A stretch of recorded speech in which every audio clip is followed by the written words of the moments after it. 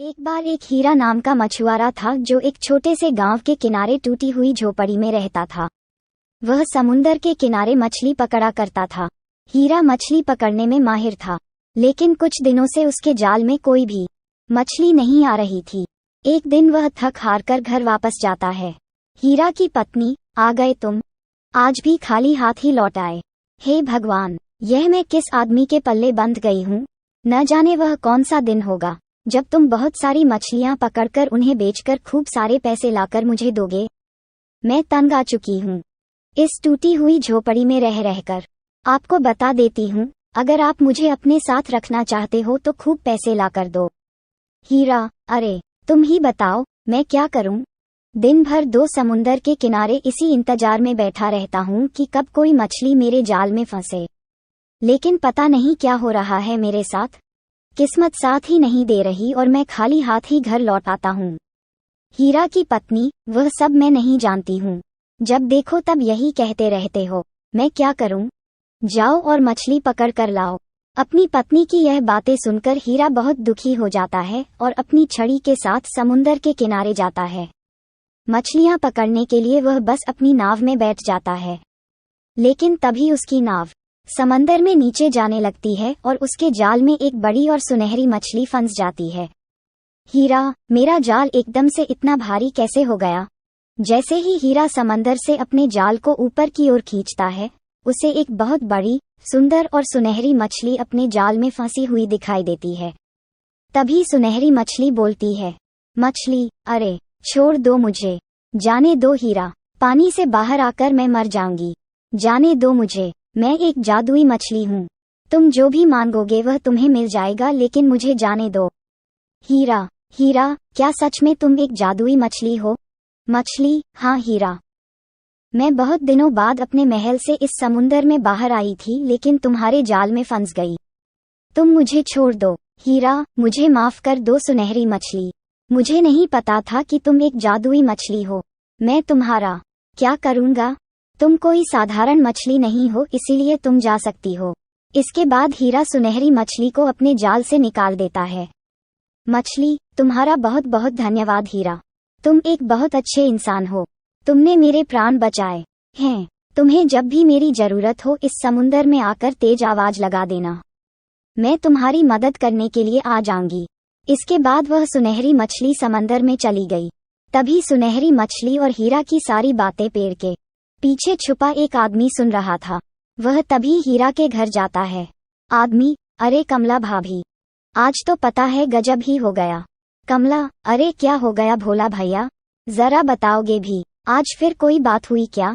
भोला, आज हीरा भैया के जाल में जादुई मछली फंसी थी, लेकिन हीरा भैया ने उसे ऐसे ही जाने दिया। वह कितना सारा पैसा मांग सकते थे, और नहीं तो वह तुम्हारे बारे में ही कुछ सोच लेते। पर खैर, मुझे क्या ही लेना इन बातों से, सोचा आपको आकर बता देता हूँ। खैर मुझे क्या। कमला, क्या बोल रहे हो भैया? जादुई मछली, वो भी इनके हाथ? अरे भोला भैया, ये तो है ही मंदबुद्धि। आने तो दो, फिर मैं इनकी खबर लेती हूँ। भोला, चलो ठीक है भाभी, फिर मैं चलता हूँ। इसके बाद भोला वहाँ से चला जाता है। हीरा अपने घर आता है। कमला, आज भी खाली हाथ ही लौट कर आए हो? पूरे दिन में एक मछली भी नहीं पकड़ी जाती तुमसे। क्या भूखा मारने का ही सोचा है मुझे? तुम्हारी रोज रोज की इस हरकत से तंग आ चुकी हूँ। अगर ऐसा ही चलता रहा तो मैं अपने मायके चली जाऊंगी हूँ। हीरा, अरे भगवान, ऐसा मत कहो, मैं कुछ कोशिश करता हूँ। मछली पकड़ने गया तो आज एक मछली फंसी भी थी, लेकिन वह एक जादुई मछली थी।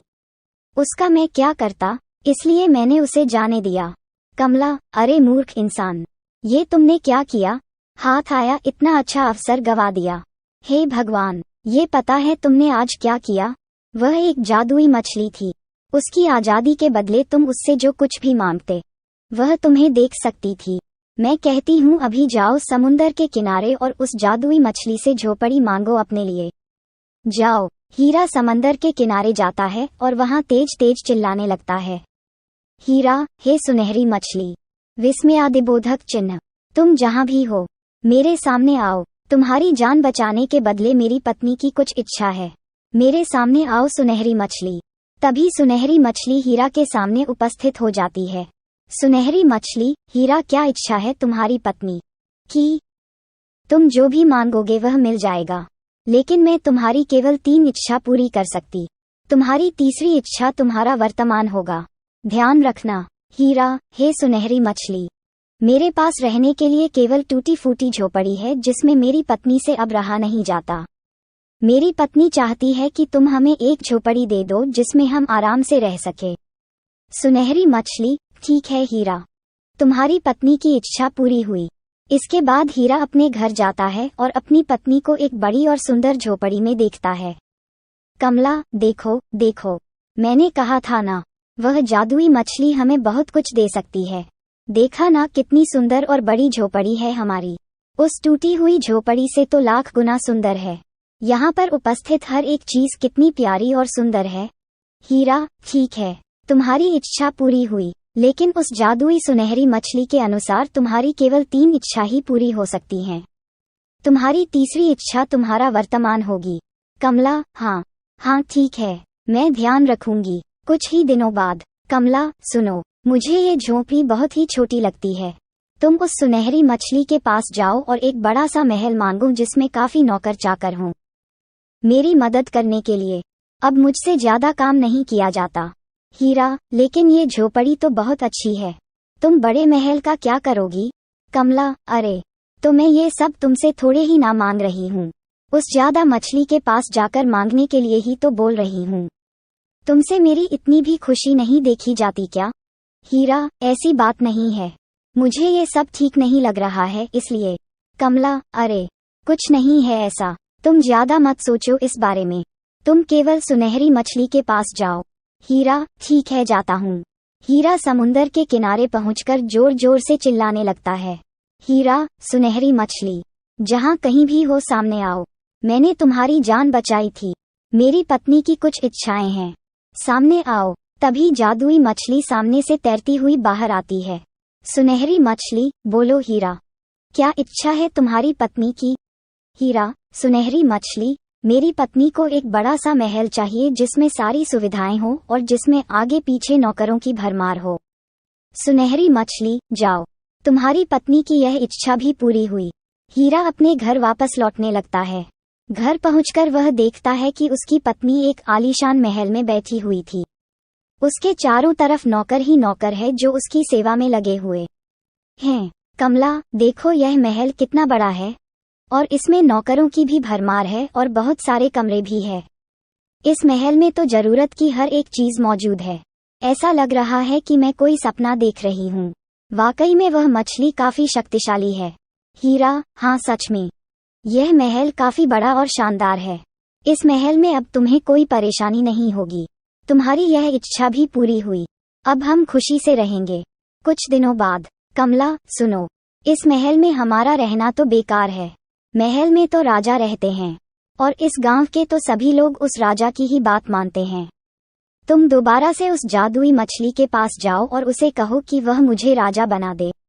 मैं इस गांव में सबसे शक्तिशाली बनकर रहना चाहती हूँ। हीरा, अरे भाग्यवान, तुम यह सही नहीं कर रही हो, ये सरासर गलत है। अब मैं दोबारा उस जादुई मछली के पास नहीं जा सकता। हमारे पास इतना बड़ा महल है और इसमें जरूरत की सभी चीजें मौजूद है। हमें ज्यादा लालच नहीं करना चाहिए और इसी में खुश रहना चाहिए। कमला, देखो, मेरे सामने बकवास मत करो। तुम अभी के अभी उस सुनहरी मछली के पास जाओ, नहीं तो अच्छा नहीं होगा। मैं बता देती हूँ। हाँ। हीरा अपनी पत्नी की बातों को सुनकर उदास मन से सुनहरी मछली के पास जाता है। हीरा, जादुई मछली, मैंने तुम्हारे प्राण बचाए हैं इसलिए बाहर आओ, मेरी पत्नी की कुछ इच्छाएं हैं। तभी अचानक से सुनहरी मछली सामने आती है। सुनहरी मछली, बोलो हीरा, तुम्हारी पत्नी की तीसरी इच्छा क्या है? हीरा, तुम मेरी पत्नी को इस गांव में सबसे शक्तिशाली बना दो, उसे इस गांव की रानी बना दो। सुनहरी मछली, ठीक है, तुम्हारी पत्नी की यह तीसरी इच्छा भी पूरी हुई। हीरा अपने घर जाता है तो देखकर चौंक जाता है, क्योंकि उसकी पत्नी पुरानी टूटी हुई झोपड़ी में बैठी सिसक सिसक कर रो रही थी।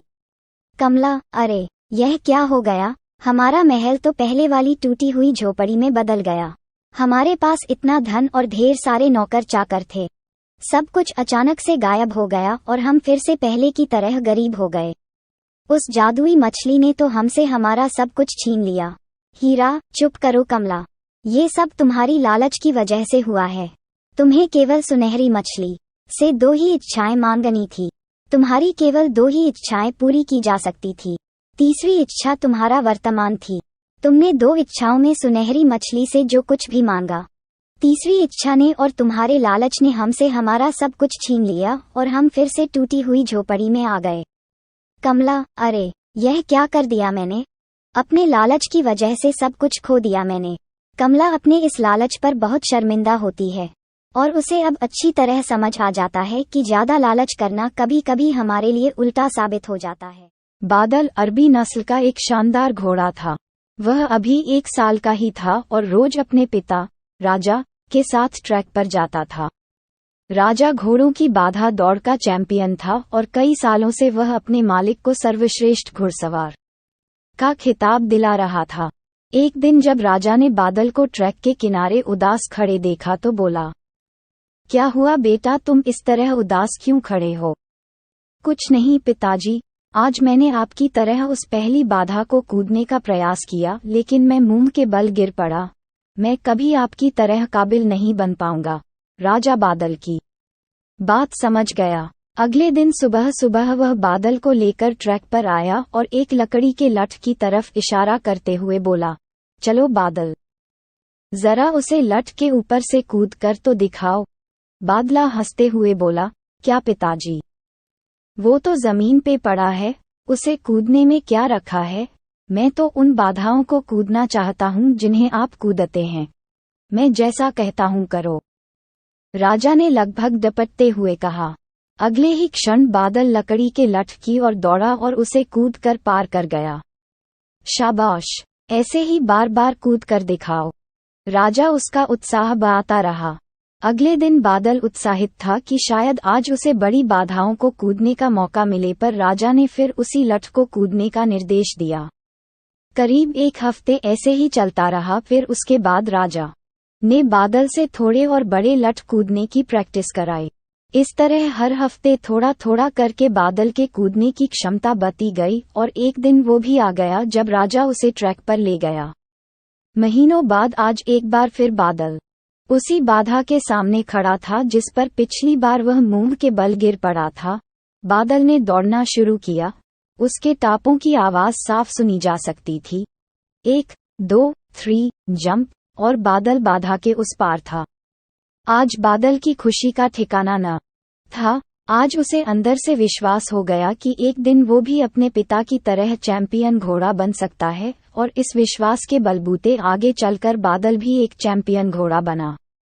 दोस्तों, बहुत से लोग सिर्फ इसलिए गोल्स अचीव नहीं कर पाते क्योंकि वो एक बड़े चैलेंज या ऑब्स्टिकल को छोटे छोटे चैलेंजेस में डिवाइड नहीं कर पाते। इसलिए अगर आप भी अपनी लाइफ में एक चैंपियन बनना चाहते हैं, एक बड़ा लक्ष्य हासिल करना चाहते हैं, तो सिस्टमैटिकली उसे पाने के लिए आगे बढ़िए। पहले छोटी छोटी बाधाओं को पार करिए और अल्टीमेटली उस बड़े गोल को अचीव कर अपना जीवन सफल बनाइए।